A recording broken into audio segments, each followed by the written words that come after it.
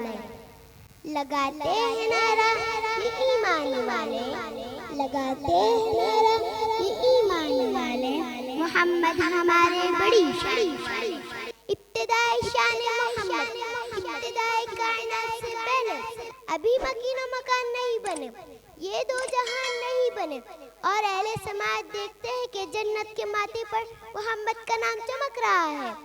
विलादत मोहम्मद 12 रबीउल अव्वल, सुबह सादिक कायनात में ऐसा नूर चमका के सितारे झुक गए, बुत गिर गए।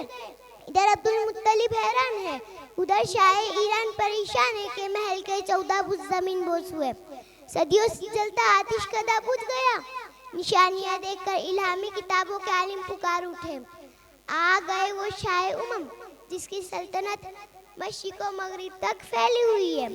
मुश्किल से रास्ते आसान हो गए, मुश्किल से रास्ते आसान हो गए, दुश्मन ये देखकर हैरान हो गए। रखा मेरे नबी ने दुनिया में जब कदम, रखा मेरे नबी ने दुनिया में जब कदम, पत्थर पे कलमा पढ़कर मुसलमान हो गए।